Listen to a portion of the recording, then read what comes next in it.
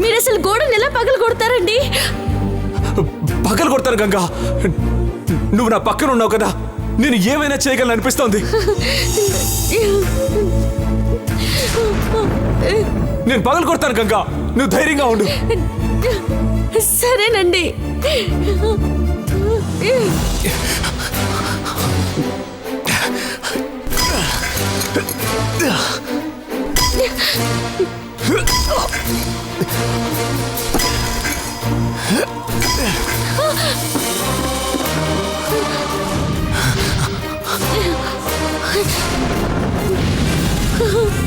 గంగా, ఏమండి ఏమండి గంగా, మీరు అలసిపోయి ఉంటారు.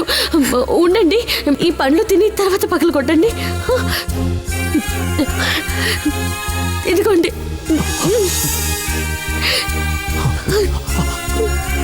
తినండి.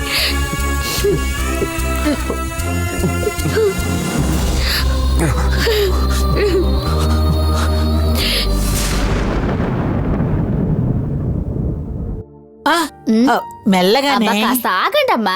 నొప్పి ఎక్కువ చేసేలా ఉన్నావు.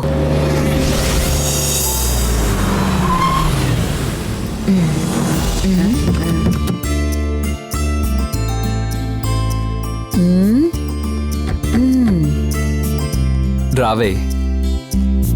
ఏయ్, ఎవరు? అమ్మా, నేనే ఇంటికి కొత్తగా వచ్చాను. వాళ్ళ గురించి నన్ను అడుగుతారేంటి? సరే సరేలే.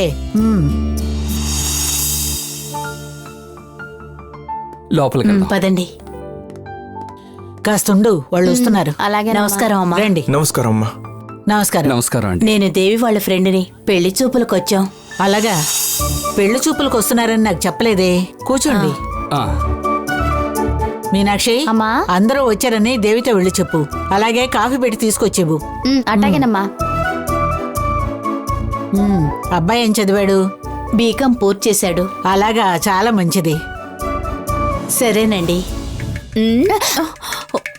మా ఆయన్ని చూసుకోవడానికి రమ్మన్నారటగా, వాళ్ళు వచ్చేసారు. ఏమిటి, వచ్చేసారా? మంచి విషయమేగా, దానికెందుకు ఇలా షాక్ అవుతున్నారు? నీతో చెప్పాల్సిన అవసరం లేదు, నేను చూసుకుంటాను, నువ్వు వెళ్ళు.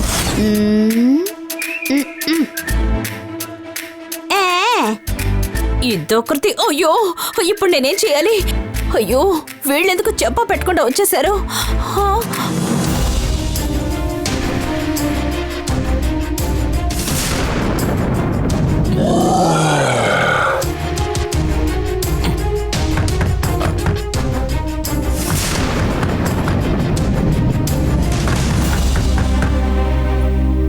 రే, మనం కబురు చేసిన మాంత్రికుడు వచ్చినట్టున్నాడు.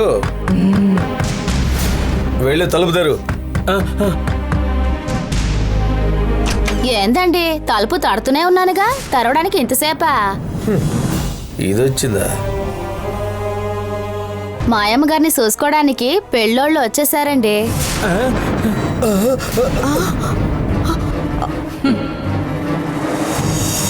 అన్నపూర్ణమ్మ గారు మిమ్మల్ని అందరినీ హాల్లోకి రమ్మన్నారు.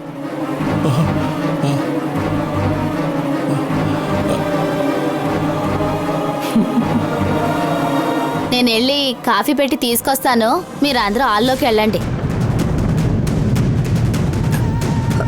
ఏంటన్నా ఇది?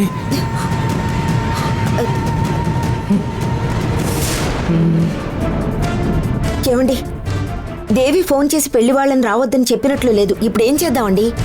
దేవిని అడుగుదాం, రా. ఎక్కడ దేవి? దేవి, ఏంటి దేవి, వాళ్ళకి ఫోన్ చేసి చెప్పలేదా? అయ్యో, నేను చెప్పేశాను, కానీ వాళ్ళు దాన్ని పట్టించుకోకుండా వచ్చేసారు. ఇప్పుడు ఏం చేద్దాం? ఏం చేద్దాం?